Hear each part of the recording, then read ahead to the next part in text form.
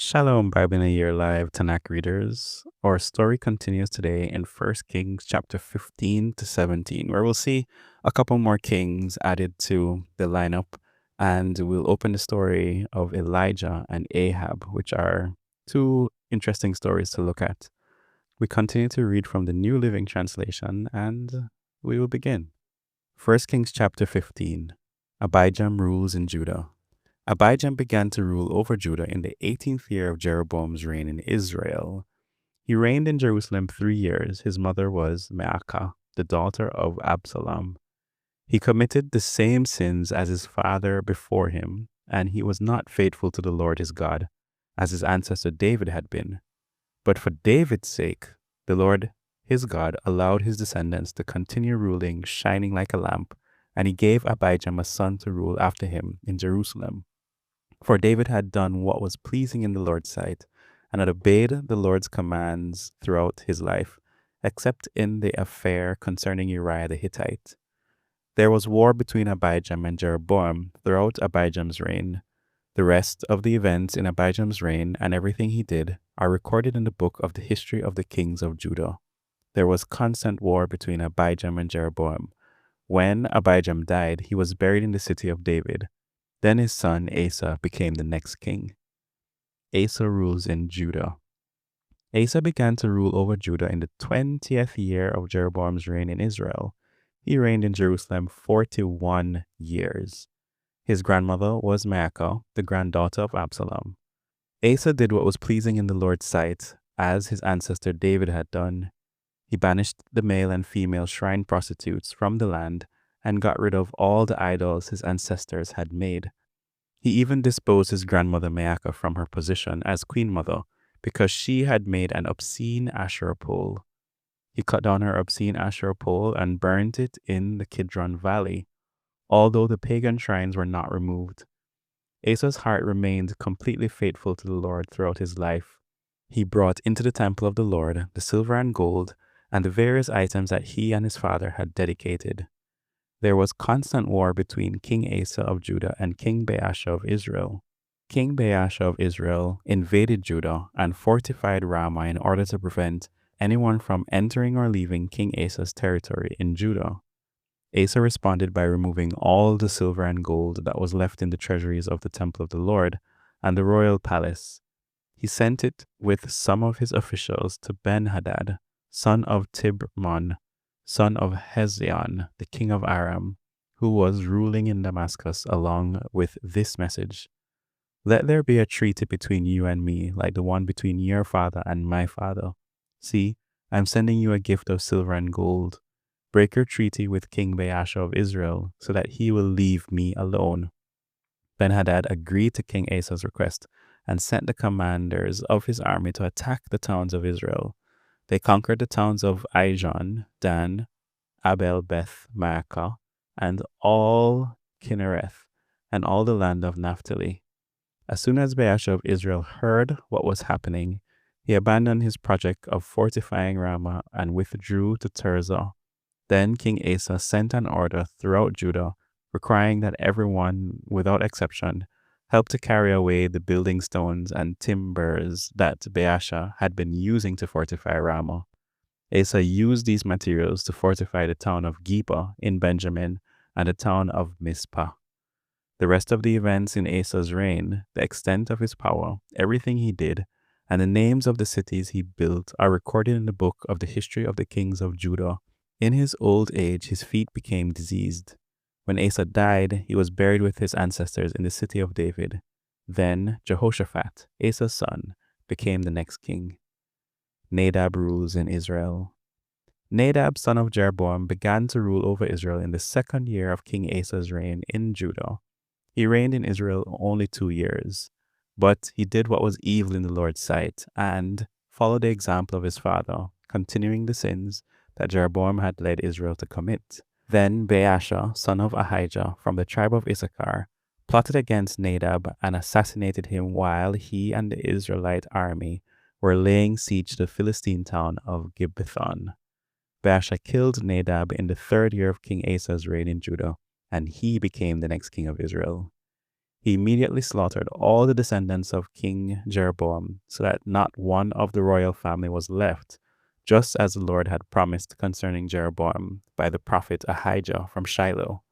This was done because Jeroboam had provoked the anger of the Lord, the God of Israel, by the sins he had committed and the sins he had led Israel to commit.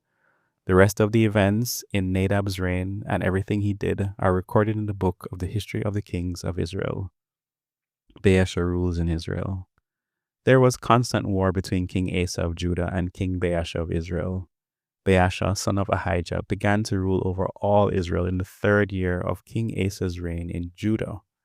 Baasha reigned in Tirzah 24 years, but he did what was evil in the Lord's sight and followed the example of Jeroboam, continuing the sins that Jeroboam had led Israel to commit. Chapter 16. This message from the Lord was delivered to King Baasha by the prophet Jehu, son of Hanani. I lifted you out of the dust to make you ruler of my people Israel, but you have followed the evil example of Jeroboam. You have provoked my anger by causing my people Israel to sin. So now I will destroy you and your family, just as I destroyed the descendants of Jeroboam, son of Nebat. The members of Baasha's family who died in the city will be eaten by dogs, and those who die in the fields will be eaten by vultures. The rest of the events in Baasha's reign and the extent of his power are recorded in the book of the history of the kings of Israel. When Baasha died, he was buried in Tirzah. Then his son Elah became the next king. The message from the Lord against Baasha and his family came through the prophet Jehu, son of Hanani. It was delivered because Baasha had done what was evil in the Lord's sight, just as the family of Jeroboam had done, and also because Baasha had destroyed the family of Jeroboam. The Lord's anger was provoked by Baasha's sins. Elah rules in Israel. Elah, son of Baasha, began to rule over Israel in the 26th year of King Asa's reign in Judah. He reigned in the city of Tirzah for 2 years. Then Zimri, who commanded half of the royal chariots, made plans to kill him. One day in Tirzah, Elah was getting drunk at the home of Arza, the supervisor of the palace. Zimri walked in and struck him down and killed him. This happened in the 27th year of King Asa's reign in Judah. Then Zimri became the next king. Zimri immediately killed the entire royal family of Baasha, leaving him not even a single male child. He even destroyed distant relatives and friends. So Zimri destroyed the dynasty of Baasha as the Lord had promised through the prophet Jehu. This happened because of all the sins Baasha and his son Elah had committed, and because of the sins they led Israel to commit. They provoked the anger of the Lord, the God of Israel, with their worthless idols.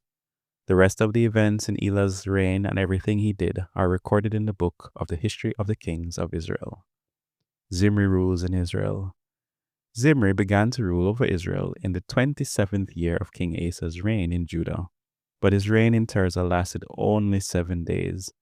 The army of Israel was then attacking the Philistine town of Gibbethon. When they heard that Zimri had committed treason and had assassinated the king, that very day they chose Omri, commander of the army, as a new king of Israel. So Omri led the entire army of Israel up from Gibbethon to attack Tirzah, Israel's capital. When Zimri saw that the city had been taken, he went into the citadel of the palace and burned it down over himself and died in the flames, for he too had done what was evil in the Lord's sight. He followed the example of Jeroboam in all the sins he had committed and led Israel to commit. The rest of the events in Zimri's reign and his conspiracy are recorded in the book of the history of the kings of Israel. Omri rules in Israel. But now the people of Israel were split into 2 fractions. Half the people tried to make Tibni, son of Ginath, their king, while the other half supported Omri. But Omri's supporters defeated the supporters of Tibni. So Tibni was killed and Omri became the next king. Omri began to rule over Israel in the 31st year of King Asa's reign in Judah. He reigned 12 years in all, 6 of them in Tirzah. Then Omri bought the hill now known as Samaria from its owner, Shemer, for 150 pounds of silver. He built a city on it and called the city Samaria in honor of Shemer. But Omri did what was evil in the Lord's sight, even more than any of the kings before him, He followed the example of Jeroboam, son of Nebat, in all the sins he had committed and led Israel to commit. The people provoked the anger of the Lord, the God of Israel, with their worthless idols.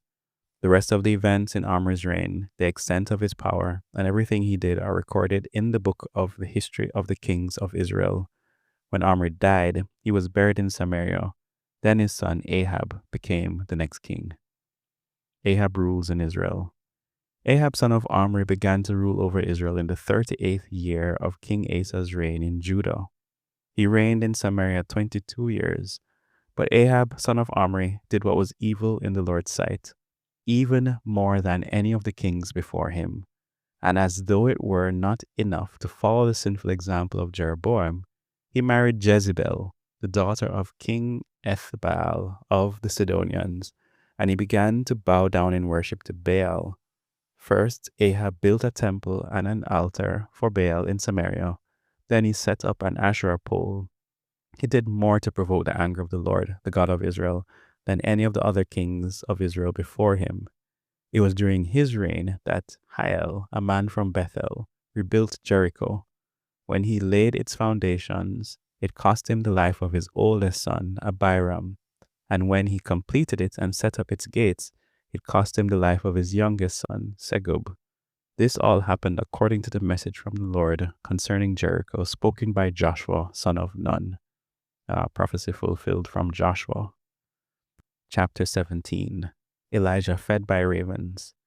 Now Elijah, who was from Tishrei in Gilead, told King Ahab, "As surely as the Lord, the God of Israel, lives, the God I serve, there will be no dew or rain during the next few years until I give the word."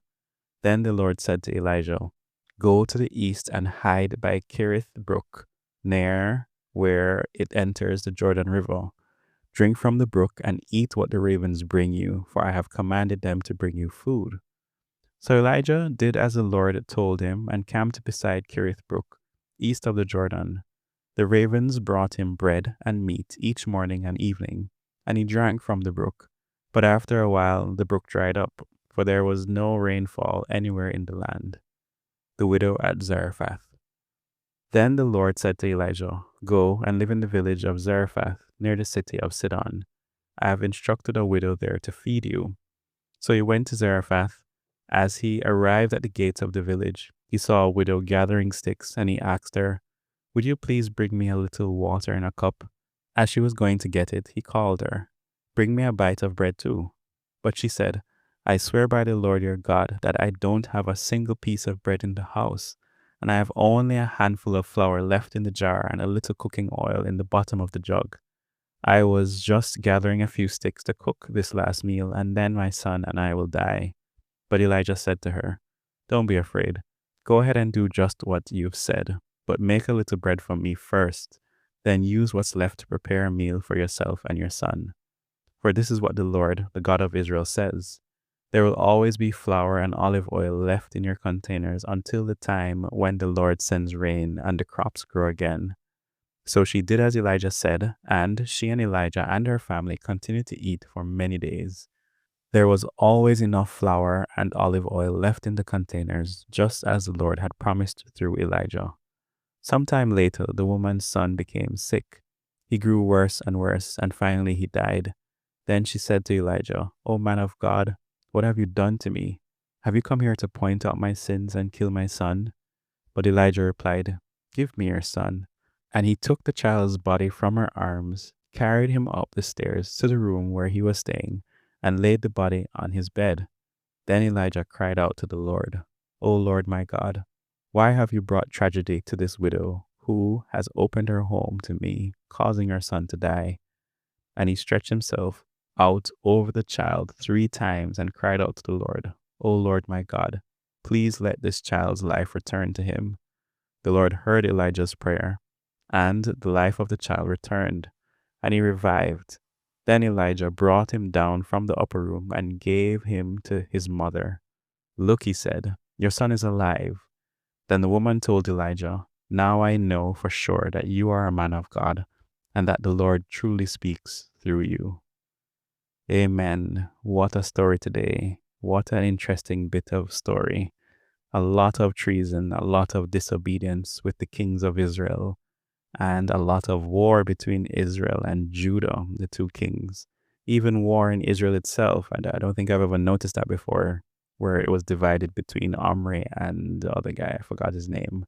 But in any case, Israel just continues to sin. And then now this Ahab comes along and continues to sin, but even makes it worse by marrying Jezebel, who worships Baal, and then he himself bows down and worships Baal. So he added to the sins and made it worse.